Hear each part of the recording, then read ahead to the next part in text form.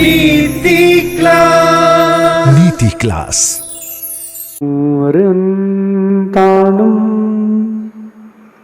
नमो सीताणं नमो आयरियाणं नमो जायाणं नमो लोये सविसाणं।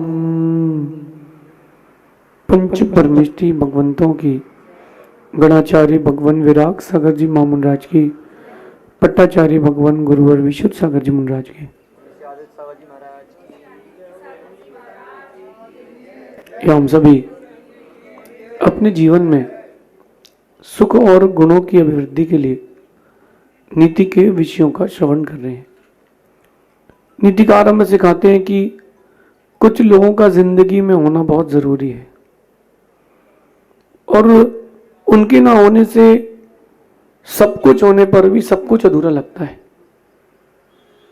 आप देखना कि आपके पास सब कुछ हो, बहुत कुछ हो, लेकिन एक ऐसी अमूल्य निधि या एक ऐसा अमूल्य रिश्ता जो पैसे से नहीं मिलता, एक ऐसा अमूल्य रिश्ता जो खून से भी नहीं मिलता, एक वो अमूल्य रिश्ता ऐसा है जो किस्मत से मिलता है और उसका नाम है गुरु और शिष्य का रिश्ता। पैसा कितना ही खर्च कर लेना, लेकिन गुरु शिष्य का रिश्ता पैसे से नहीं बनता, वो तो श्रद्धा से बनता है। और आज इसी बात को समझना है कि इस पवित्र और कीमती रिश्ते को कैसे बनाएं, कैसे बचाएं। गुरु का एक ऐसा पवित्र रिश्ता होता है जो बड़ी किस्मत वालों से मिलता है। दुनिया के सारे रिश्ते बनाने के लिए कीमत चुकाना पड़ती है, गुरु से रिश्ता बन जाए इसलिए सिर्फ श्रद्धा बढ़ाना पड़ती है और कुछ नहीं चाहिए।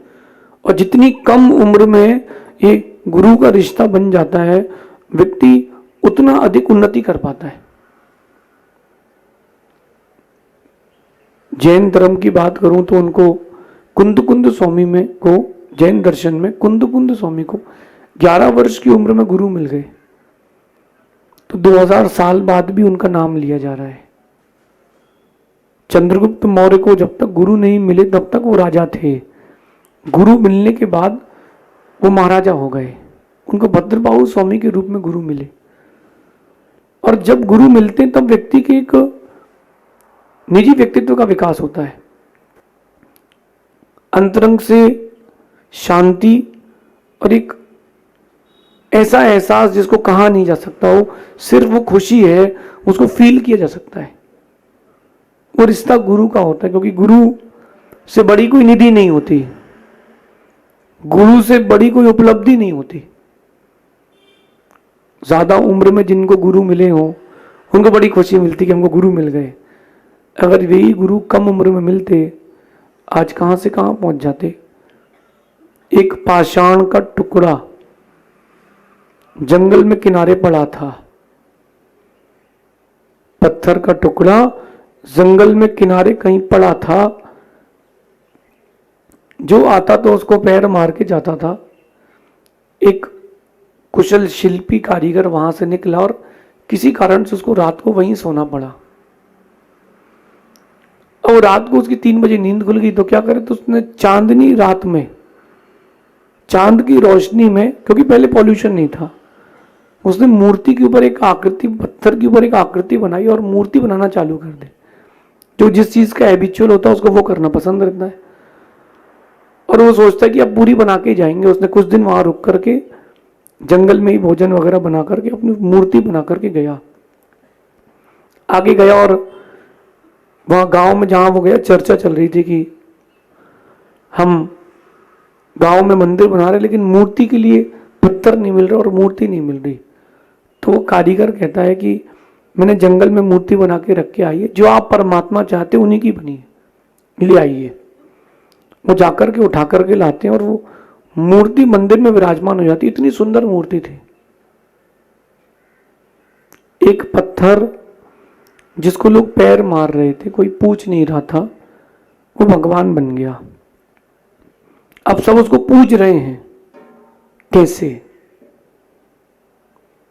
पत्थर में क्या था? पत्थर पत्थर में से जो अनवांटेड पत्थर था वो बाहर निकाल दिया गया, जो बचा है वो यूजफुल बचा है। ये कहानी उस पत्थर और मूर्ति के कारीगर की नहीं है, आपके जीवन की है। आपको भी लोग इग्नोर करते हैं, कीमत नहीं करते हैं, नापसंद करते हैं, कई बार लोग आपकी बेइज्जती भी करते हैं।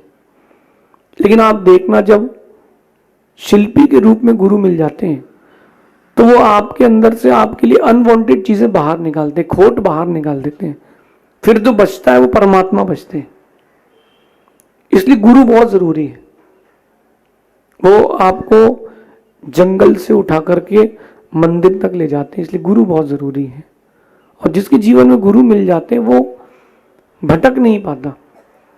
जीवन की कितनी विषमताएं हों, अच्छे दिन हो बुरे दिन हो, एक बहुत बड़ा सहारा रहता है। चलो कोई नहीं है तो क्या हुआ, गुरु जी तो हैं। बस इतना ध्यान रखना, जिन्होंने तुमको हमेशा सहारा दिया है, तुम उनका सहारा कभी छोड़ना नहीं। छोड़ भी दो तो कोई बात नहीं, उनको बदनाम नहीं करना, क्योंकि गुरु को जिसने बदनाम किया और गुरु की जिसने निंदा की है उसको 3 लोक में कहीं जगह नहीं मिलेगी। उससे बड़ा कोई पाप नहीं है, उससे बड़ा कोई पाप नहीं। आप ये समझ लो कि एक बच्चे ने अपनी मां की हत्या कर दी, उसमें भी कम पाप है, लेकिन गुरु को तुमने धोखा दिया, सबसे बड़ा पाप है। आज की नीति में भी कह रहे हैं कि गुरु पारस मणि से कीमती है। इस शब्द पर थोड़ा ठहरना, अंदर जाना। गुरु पारस मणि से कीमती है। और ये मैं बोलूंगा कि पारस मणि से अधिक चमत्कारी है गुरु। कैसे? गुरु पारस मणि से कीमती है, पारस मणि से अधिक चमत्कारी है, क्योंकि पारस मणि लोहे को सोना बनाती है। पारस मणि लोहे को सोना बनाती, लोहे को पारस मणि नहीं बनाती।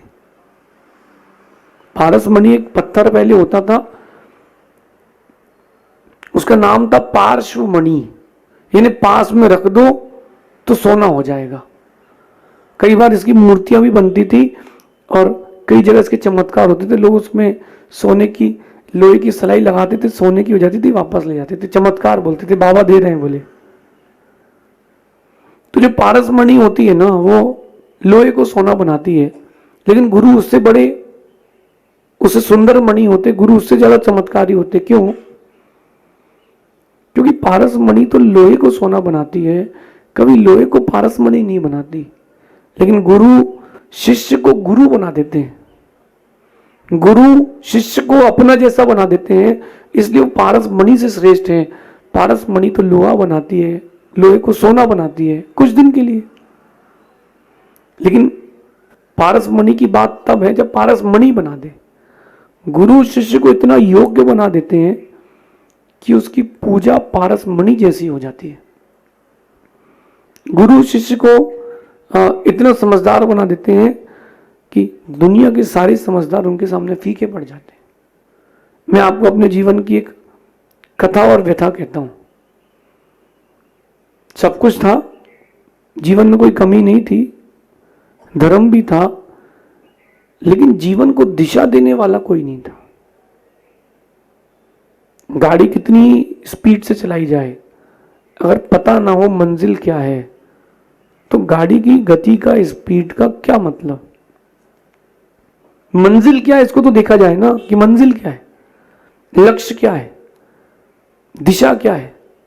आप भी जब ट्रेन में जाते हो तो देखते हो अप है कि डाउन, कौन सी ट्रेन है, कहां जा रही है, किस तरफ जा रही है, और दिशा नहीं पता हो तो आप यात्रा ही नहीं कर पाओगे। फिर दौड़ना चलना सब व्यर्थ है। मेरे पास जीवन में सब कुछ था, लेकिन दिशा नहीं थी कि जीवन का उद्देश्य क्या है। हम जन्म क्यों लिया? हमने पैसा कमाने के लिए जन्म नहीं लिया ना, पैसा सभी कमा लेते हैं। घर बनाने के लिए जन्म नहीं लिया, वो तो चिड़िया भी बना लेती है। बच्चों को जन्म देने के लिए भी हमने जन्म नहीं लिया, क्योंकि वो जानवर भी कर लेते हैं। फिर हमने जन्म क्यों लिया है? ये उद्देश्य नहीं था मेरे पास। फिर जब गुरु मिले तब मालूम चला, ओ जीवन का उद्देश्य तो जीवन है। मेरे जीवन का उद्देश्य तो मैं ही हूं। हम दूसरों में लगे, जहां दुख है वहां हम लगे हैं। और जब तक गुरुजी नहीं मिले थे, सब कुछ होने के बाद भी सेटिस्फेक्शन नहीं था लाइफ में। कई लोग मुझसे पूछते कि आपने क्या सोच करके दीक्षा ली। जस्ट एक बात थी कि मेरे पास सेटिस्फेक्शन नहीं था। और जब तक आदमी को सेटिस्फेक्शन नहीं मिले तब तक उसको शांति नहीं मिलती। आप देखना, किसी को भूख लगी हो, आप बढ़िया भोजन करा के पेट भर दो उसका, लेकिन अगर उसको पापड़ चाहिए है और जब तक पापड़ नहीं मिले उसको सेटिस्फेक्शन नहीं मिलता। पापड़ नहीं मिले उसको सेटिस्फेक्शन नहीं मिलता, और पापड़ मिल जाए तो बड़ा सेटिस्फेक्शन मिलता है। ऐसे ही लाइफ में जब तक सेटिस्फेक्शन नहीं मिले, सब कुछ होने पर भी दुख रहता है। और जब मुझे गुरु मिले तो लाइफ में एक सेटिस्फेक्शन मिला, एक ठहराव मिला, और वही ठहराव, वही सेटिस्फेक्शन जीवन को आगे बढ़ाकर ले गया। इसलिए गुरु जो है वो पारस मणि से ज्यादा कीमती है। और गुरु जो है वो दुनिया में सबसे ज्यादा अगर कोई चमत्कारी वस्तु है तो वो गुरु है। उनके पास रहो, सब अपने आप अच्छा हो जाता है। आप कितनी टेंस्ड हो, आपकी लाइफ कितनी स्ट्रेसफुल हो, आप कितना ही परेशान क्यों ना हो, लेकिन देखना जैसे गुरु मिलते हैं जीवन में एक रिलैक्स मिल जाता है। आप कितनी परेशान हो, कितनी दुखी हो, होता यह है कि जैसे गुरु मिलते हैं लाइफ एकदम सेटल हो जाती है। चलो ठीक है, बहुत अच्छा। और अगर गुरु नहीं हो तो व्यक्ति विवल रहता है। आपकी लाइफ की जितनी वर्स्ट स्थिति कंडीशन हो सकती, सोच लीजिए सबसे वर्स्ट कंडीशन, फिर भी आपके पास एक आधार रहेंगे, उनका नाम है गुरु। क्योंकि वो दिशा दिखाते रहेंगे, संभालते रहेंगे। इसलिए जीवन में गुरु सबसे ज्यादा जरूरी वस्तु है। माँ, आपकी माँ आपको जन्म देकर के संसार दिखाती है, संसार में चलना सिखाती है, लेकिन गुरु आपको संसार से ऊपर उठाते हैं। गुरु जीवन नहीं देते, गुरु जीवन सुधारते हैं। जन्म देने का काम तो माँ का है, पिता का काम व्यवस्थाओं को, सुविधाओं को देने का है, बोल्ट बनाने का है, लेकिन जीवन और मरण से ऊपर उठा करके भगवान बनाने की कला कोई सिखाता है तो वो गुरु है। और जिसके पास गुरु हैं उसका जीवन ही शुरू है। मैंने देखा है खाली खाली सी रहती जिंदगी, जब गुरु मिल जाए ना तो भर जाती। खाली खाली सी रहती। आप देखो कि एक दांत ना हो सामने का, कैसा लगता है? आदमी बोले सोने का लगाओ, नकली लगाओ, वैसे ही लगाओ, वो उसको दुख होता है, वो आंखें नीचे करके बात करता है, हाथ लगा के बात करेगा, मास्क लगा के बात करेगा, क्योंकि शोभा नहीं है। आपके जीवन में अगर गुरु है तो आपका जीवन ही शोभामय है। गुरु नहीं है तो जीवन की कोई शोभा नहीं है। और एक बात मैंने देखी है,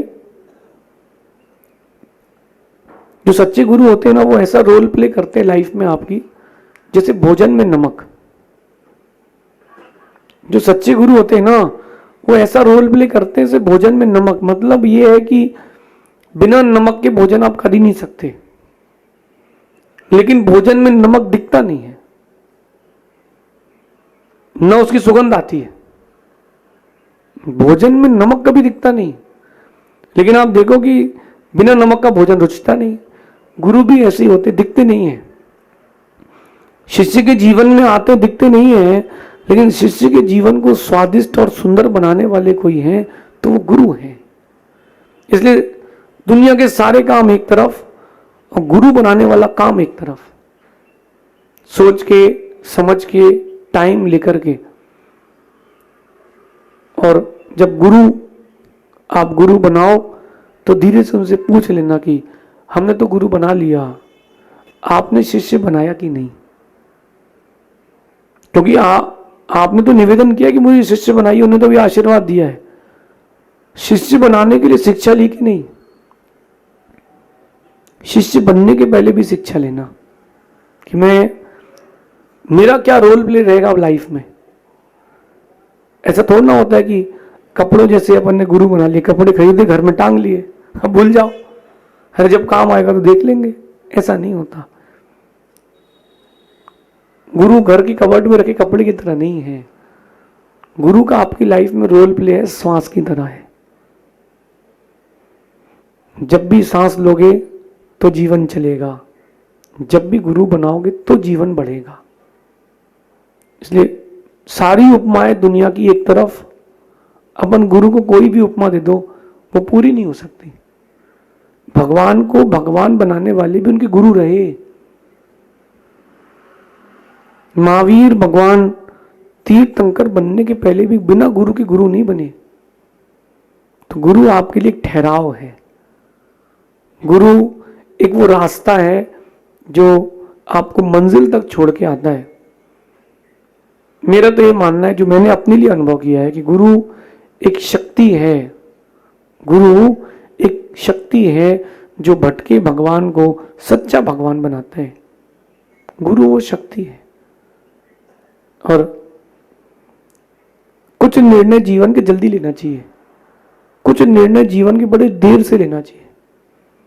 तो जीवन के जल्दी निर्णय लेने वाले निर्णय ये है कि आप गुरु बना लो जल्दी से, लेकिन गुरु बनाने के पहले कुछ बातों का ध्यान रखना जो आपको समझते हो, जो आपको समझते हो, जो आपके सुख दुख में आपका साथ दें, उनको गुरु बनाना। जलवा देख के नहीं बनाना। और इनका तो बहुत जलवा, इनकी बहुत भीड़ है, इनके तो 2 लाख फॉलोअर्स है, अपन भी फॉलोअर्स है, इनके 1 मिलियन फॉलोअर्स है, अपन भी फॉलोअर्स है। नहीं नहीं, ये बाहरी दुनिया का नियम है, जहां भीड़ होती है वहीं सब जाते हैं। भीड़ में नहीं जाना, हमें सच की ओर जाना है। तो गुरु जब भी किसी को बनाओ, देख करके बनाना कि वो मुझे समझते, वो मुझे संभाल लेंगे, तो उनको गुरु बनाना। और जिनसे तुम्हारी वाइब्स मिल जाए। देखो, अनुभव होता है कि यार इससे बनेगी, और अनुभव हो जाता है कि इससे नहीं बनेगी। तो जिससे बन जाए उसको गुरु बना लेना। यही सोचना कि बस अब सहारा मिल गया। आप उन लोगों से मिलना चाहते हो जो बहुत पैसे वाले हैं, बहुत ऊंचे पद के हैं। मेरा मानना है उन लोगों से मिलना है नहीं, जस्ट एक कांटेक्ट मेंटेन करना है। वो रिलेशनशिप नहीं है। रिलेशनशिप जो होती है वो कि बिना किसी स्वार्थ के होती है। जब आप गुरु बनाओ तो रिलेशनशिप बनाना, कांटेक्ट नहीं बनाना। फिर अपन आदित्य सागर जी गुरु बनाए थे, कांटेक्ट बन गए। जब कभी कोई काम होगा तो इनके पूरे भक्त हैं पूरे इंडिया में, अपन कहीं जाएंगे तो भोजन की व्यवस्था हो जाएगी। नहीं, नॉट फॉर दैट। वो रिलेशन बनाना निस्वार्थ, बिना किसी स्वार्थ के, वो बस रिलेशन रहे। जैसे कॉफी पीने के बाद उसका स्वाद रहता है ना, ऐसे गुरु बनाने के बाद जीवन की अंतिम सांस तक उसका स्वाद रहे। हाँ, हमने गुरु बनाए थे, और गुरु का एहसास रहे, फील रहे। मैं कितने भी दूर रहूं लेकिन गुरु जी के पास रहता हूं। क्योंकि दूरियां स्थान की है, श्रद्धा की नहीं है। अपने जीवन में गुरु बनाना तो श्रद्धा के साथ बनाना। बनाने के बाद पहले सोचना, बनाने के बाद सिर्फ निभाना। और गुरु जिसके जीवन में आ गए उसका जीवन निश्चित मानना एक सुंदर व्यक्तित्व के साथ बनता है। शेष आगे देखेंगे। भगवान महावीर स्वामी की नीति क्लास।